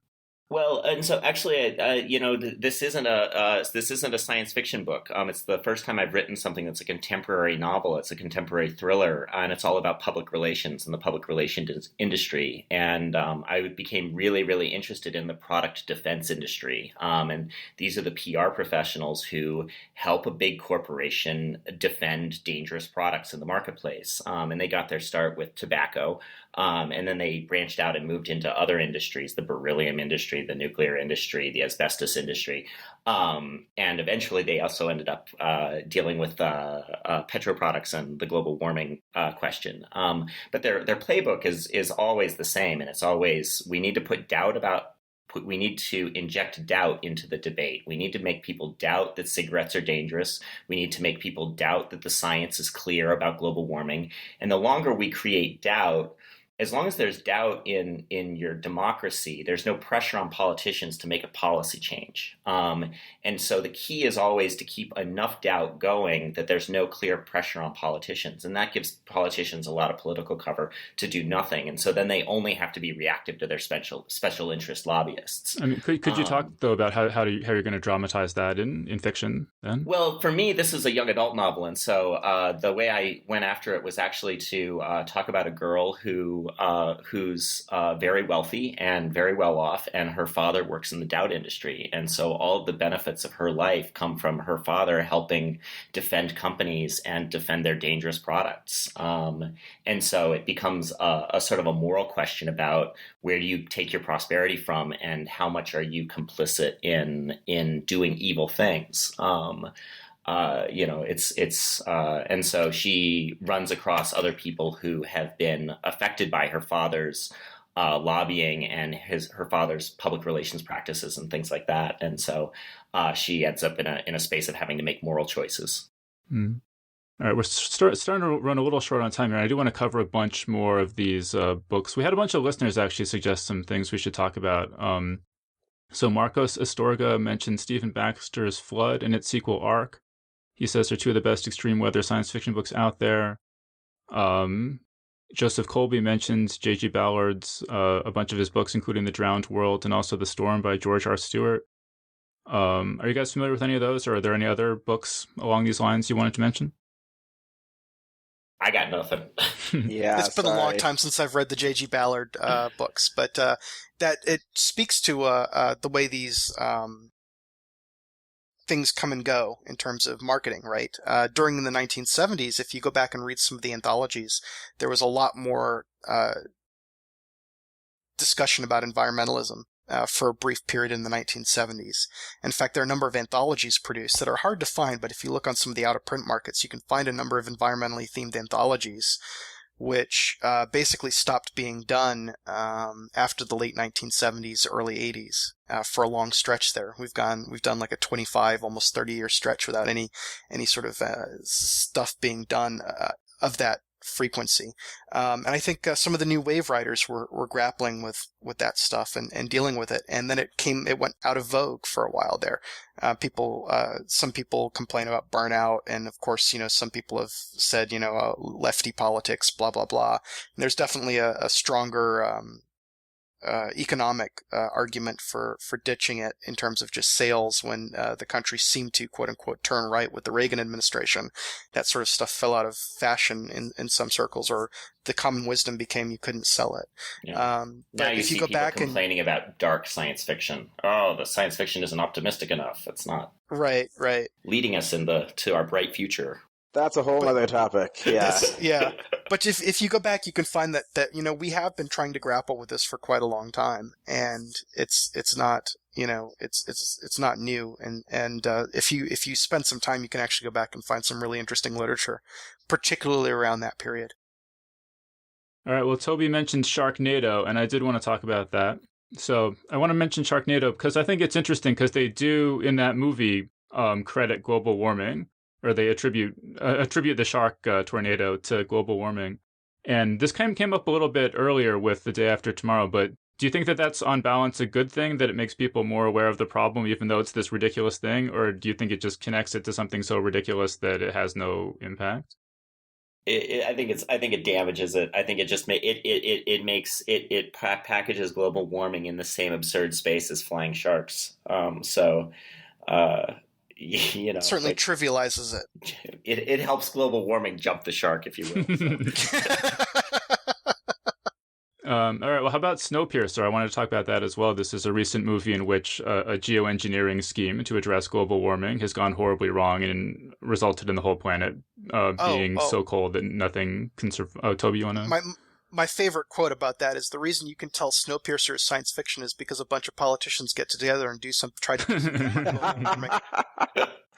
Someone said that on Twitter. I forget who, but I just thought that there we go. That's my statement. Yeah, I think it's a better discussion of class than it is exactly. I mean, I still feel like environmentalists are sort of thrashing around trying to find anything to say, oh, look, here's something that you can look at, and this is going to make, these issues seem more real and more important and more requiring our attention. I feel like there was a while back, it was Hunger Games. It was like, oh, look, this terrible future is based on this idea that, climate change and other disasters occurred, and now we have this terrible world. And I don't know, I just sort of feel like this is a plug-in, like climate change could have been nuclear destruction, it just doesn't matter. Mm-hmm. You just need some reason to say, oh, the world changed. Now the world's devastated, so we can have our apocalypse now, and we can, live in Mad Max, or we can do whatever the thing is. But it doesn't. It's got no specificity to it in the sense of the experiences of the character and their future actually are deeply connected to the consequences of global warming. Really, it's just a jumping off point, so that so you can have a clean slate and start with something crazy. All right. Well, Toby, we mentioned your new novel, Hurricane Fever, a little bit earlier. Do you want to say more about that? Yes, you did. I'll also say, Toby, we have 5 free copies of Hurricane Fever to give away. So Fantastic. If people just want to email us at geeksgalaxy@gmail.com and just say, I want a free copy of Hurricane Fever, we'll be giving those out. But so, Toby, say a bit more about that book and, get people all excited to email us and so they can get their free copies. So Hurricane Fever, as much as we were talking about, the way you find something to drag the conflict that climate change represents and use a viewpoint character to explore that. The things that were fascinating me is that I grew up in the Caribbean, and I often tend to feature Caribbean elements in a lot of my fiction. And so what I was trying to do was take a look at the impact heavy weather would have on the Caribbean. Having, ended up being a refugee, pretty much homeless, and having to go live with my stepdad's parents after, those 3 hurricanes passed through and left the boat we lived on destroyed. I really wanted to sort of take that out and look at what that would look like in fiction. So Hurricane Fever is about, a series of hurricanes hitting the Caribbean, category 6, quote unquote, hurricane, whereas, now we only go up to category 5, and how the Caribbean has responded and adapted to that, and how other parts of the world have adapted and responded to that. But, the techno-thriller part of it is what was also interesting to me. I basically, when I grew up watching James Bond in the Caribbean, it was interesting because there are all these Caribbean connections to James Bond, which is that Ian Fleming, of course, stayed in the Caribbean when he was writing some of them, and he set some of them in the Caribbean. And my frustration with the modern James Bond mythology is that the Caribbean was always treated as a tourist destination, and no characters from the Caribbean are even given much agency in those books, and particularly in the movies. And so it's a place where the sort of rich Western spies basically come to have their adventures and have sex with the women and play in the landscape and blow things up and then leave. And I really wanted to sort of turn that upside down and play with it, being from the Caribbean. So the point of view character is a Caribbean spy who sets out to, do battle with a person with a villainous idea. And I really wanted to have a Caribbean James Bond and set that within this climate change future and play with it. So it's a kind of a fusion of these two ideas I had, and see if I could bring some of that high octane James Bond mythology, but with a twist, and also basically explore the impact of heavy weather on the Caribbean and how that changes the future politically quite a bit. So what makes a hurricane, a Category 6 hurricane, different from a Category 5 hurricane? And how soon might we see our first Category 6 hurricane? There were some arguments made for calling Sandy a Category 6 just because of the amount of destruction, but that was a lot of argument. Basically, Category 5 is a catch-all for anything that's, worse than a Category 4. So I don't know if we'll ever divvy it up that much, but, so from that point of view, it's a literary mechanism. It's just like saying, imagine hurricanes that are even worse than what you think of as normally Category 5. And we'll see what scientists do down the road. But it's more wind, more power, more destruction as a result of, more heat being in the atmosphere. And, the final hurricane that rendered me, that forced me to have to leave the islands was, I think we hit, there was the problem with that hurricane was it passed over the Caribbean, it passed over the Virgin Islands, extraordinarily strong, and by the time it reached Florida, it had abated somewhat. So when it hit Florida, they downgraded the gusts and the winds that it was counted as. So when you go to Wikipedia, it shows a lower high wind strength than we recorded on the island, and that the NOAA people refused to sort of admit. But the winds topped out at 240 miles an hour, according to weather stations in St. Thomas before they were blown away. And that is tremendous. And the damage it did was tremendous. And it changed things, and it's still something that just sits in the back of my head and I wanted to write about. It changed things, that last storm that kicked me out, because, before then, people used to live on boats. I grew up on a boat and we lived in the Caribbean, and people lived on boats up and down the Caribbean. And up until that point, you could buy insurance for your boat. And in the rare event of a hurricane destroying your boat, you would get a paycheck, right? After that hurricane season, insurance companies don't insure boats anymore for all of Hurricane Alley. So you can have boat insurance, but you can't physically be in Hurricane Alley during hurricane season. You either have to be in the States on the East Coast, or you have to be in the South Caribbean. You can't be anywhere in the North Caribbean on a boat and have boat insurance, because all the boats were gone. They were all destroyed. And all these insurance companies went bankrupt and disappeared overnight and refused to pay out. They just collapsed. The whole thing collapsed because all of the past projections and assumptions that were used to make these insurance companies work were completely blown out of the water by this, quote unquote, black swan event, right? And so you just look at things like that and you just keep projecting them forward. What happens if no one can get heavy weather insurance? What if you can never have your house insured for hurricane impact? What does that do? Like, what kind of house do you have to build then? Where do you choose to live? What does that do to all of society? These things just are, things that happened just from that one thing that got me thinking, what happens if this is a more and more frequent event?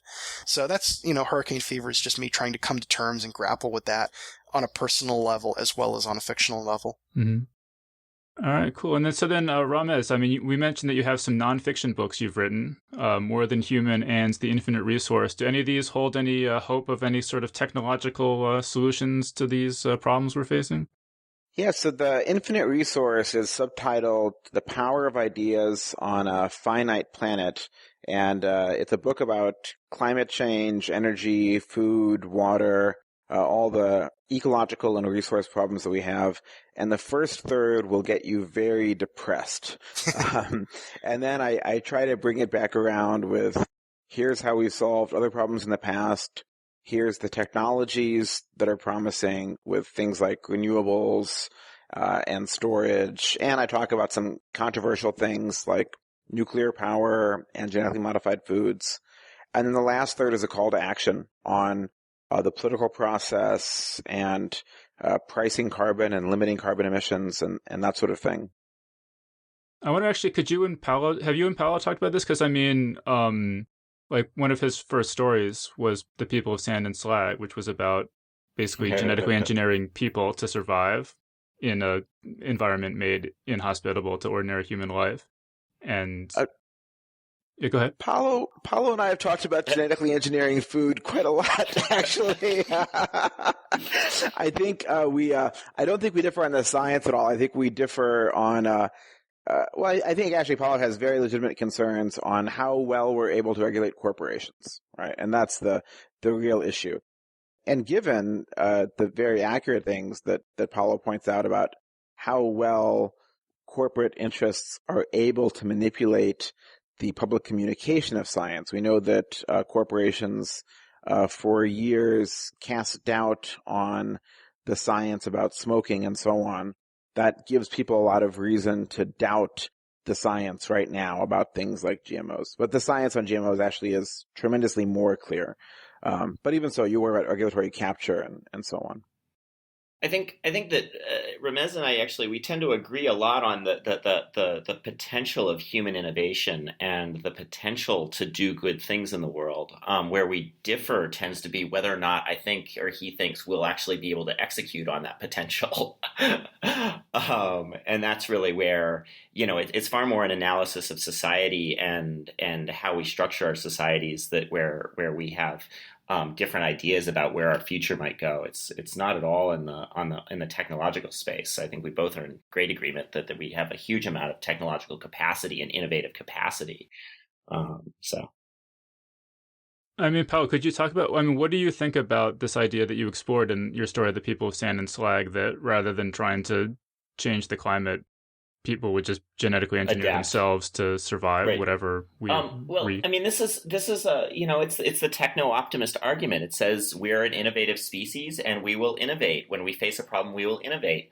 We will solve the problem, and so, hey, if our food sources are tainted with mercury, by God, we're going to find a way to make ourselves immune to mercury poisoning. That's fantastic. We're now immune to mercury poisoning, so we can dump as much mercury into the ocean as we like. Yes. I think that the and too bad for the whales, right? And we don't need them. If we don't need them, really, do we care? Like, I mean, if it really has no impact on our personal well-being. If urban pollution didn't cause asthma, maybe we don't care at all about urban pollution. We can make it we can make the air as thick as soup, and we don't care. And so, like, if we could engineer ourselves, or if we could find ways to regenerate our lung tissue or whatever the thing is, then suddenly things that we consider to be great inconveniences now, we might not consider them to be problems in the future. And I think that that is it's symptomatic of a certain set of ideas that says, oh, here's the problem right in front of me. The problem is pollution. Well, we could either stop polluting, but it's so profitable to pollute. Let's find another solution. And so we'll find a techno fix for this. And so we'll say, okay, let's find a way to regenerate people's lung tissue so they aren't as affected by the pollution. Great. And you keep following down that line. And so you say we're innovative, but we aren't necessarily wise. That was one of the reasons I kind of wrote Arctic Rising, was when you were having these discussions, particularly in science fiction, with people on panels about, the impact of global warming, is that there's a tremendous number of people with this sort of faith in engineering mindset. So you get people say like, oh, global warming is not going to be a problem because we're just going to put a giant mirror in space and then we'll just cool down the planet really quickly and boom, everything's solved. So you don't have to worry about it. As soon as we have an awesome space program, it's all solved. So we can just kind of like pump out as much carbon as we want. No worries, man. And I think one of the reasons I wrote Arctic Rising, the prequel to Hurricane Fever, was, I sat down and I was diddling around with the idea of a giant orbital mirror, and I promptly thought, James Bond. What happens when you have a giant orbital mirror? It's a giant frickin' laser. You've got a giant frickin' laser beam in outer space. And who controls that? Who gets to decide what to do with it? Like, does the army dial you up and say, hey, we know you're cooling the planet down, but there's this troublesome group of people over here in the Middle East that are attacking us. Can you just, like, aim the laser or the giant wave of heat at them for a while and get them to go away and boil the ground while you're at it? And if that's run by software, what happens if someone takes that over? Like, basically, all the ideas and scenarios to quickly cool the planet are giant frigging James Bond weapons that can be badly used or have unintended side consequences, the likes of which are fairly profound. I mean, even just the guy who wanted to throw a bunch of iron ore out into the ocean recently to try and help global warming created a plankton bloom that completely screwed things up, right? And so it's like, guy, the ideas that, like, if we can just find this one technological Band-Aid that makes everything go away, we can just continue doing whatever it is we've been doing all along and no worries. Yeah, I'm really interested actually in science fiction wanting the technological Band-Aid rather than the social fix. Always it's the techno fix. And I think it's a lot easier to write. Yeah. It's a lot easier to write the techno fix. Well, and it's comforting. It's comforting. It's very comforting to think that maybe there is an idea that is just this one thing that if we can do it, all the problems go away. And I lie somewhere between Paolo and Mez in that, like, I do have a tremendous amount of faith in the ability of, cool technical things to happen.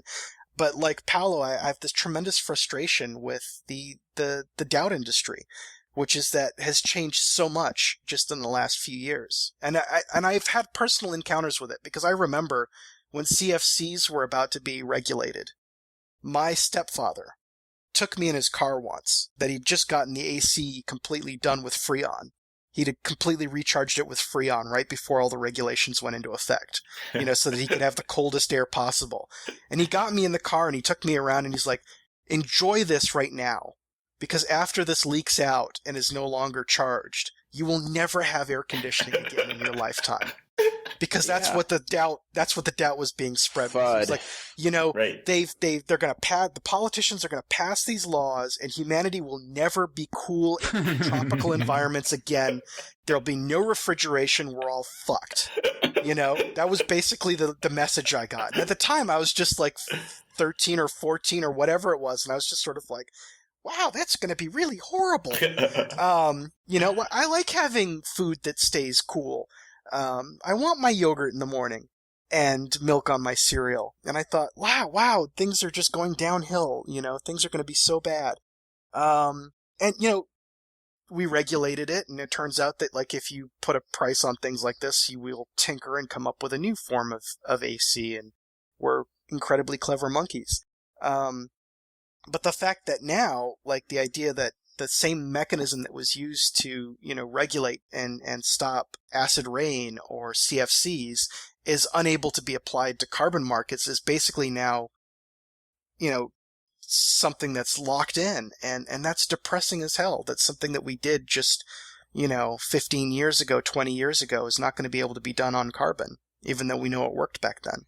Well, so I hear you guys, and I do agree that, like, this fear, uncertainty, doubt industry is out there, but we have to just remember that it took a long time to accomplish those things. And at the same time, over the weekend, China announced that they're rolling out their national carbon plan in 2016. Right? So sure, steps are being taken. And the other thing that happens is that there's this other countervailing trend that as societies get richer, the sphere of human concern grows. And environmental protection grows uniformly in societies as they grow richer. And what you see is that almost always poor societies, like lower income nations, don't have environmental protections at all, whether it's for their forests, their rivers, species. They tend to have just plain stuff like they litter, they let, oil, whatever, go into their rivers. And yet, then as per they get capita richer, carbon they act on those footprints. things. Per capita carbon footprints put the lie to that, right? I mean, we're the richest countries and we have the biggest carbon footprints. The poorest countries tend to not have the largest carbon footprint. So in this particular case, all of the weight rests on us, and yet our concern for it is minuscule in comparison to the concerns of, say, Bangladesh. It's true. And I think, the reason for that, I think, is that carbon is something that we have relatively recently woken up to as a pollutant. Like, smog is a pollutant you can see and touch, and you're immediately aware that something is wrong with soot and smog or with something in a river. And you wake, and then we didn't know CFCs were a pollutant. And so there was no correlation there. Then once we did, we started to act on it. And we have known for a while that carbon was a pollutant, but it's still much more recent and more abstracted from people than your river's on fire or whatever.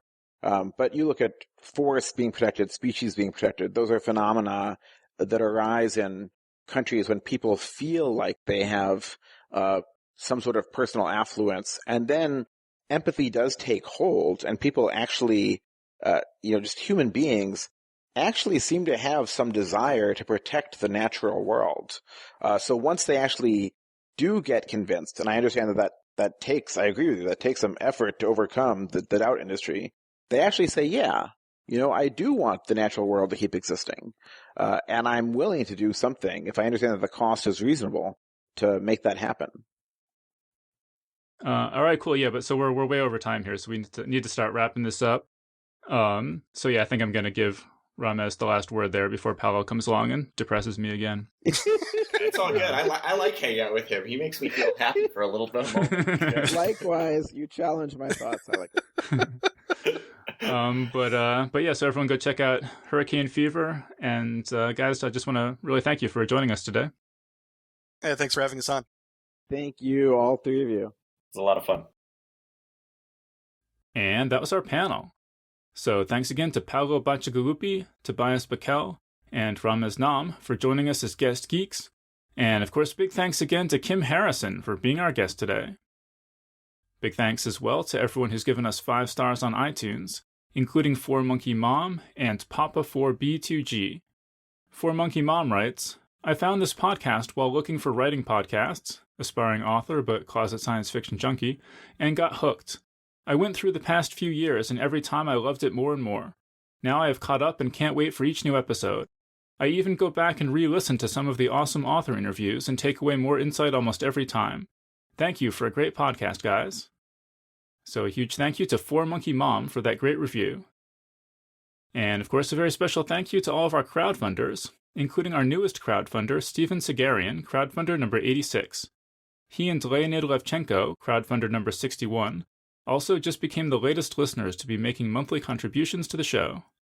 This episode was also made possible thanks to support from listeners such as Raymond Chan, Bruno Onkier, Kurt Donaldson, Jonathan Pottle, R. Chris Four, John Marshall, and Scott Osterling. So thanks guys, we really appreciate it. To learn more, visit us at geeksguideshow.com and click on crowdfunding. And as I mentioned during the panel, we've got 5 free copies to give away of the new Tobias Bakel eco-thriller Hurricane Fever.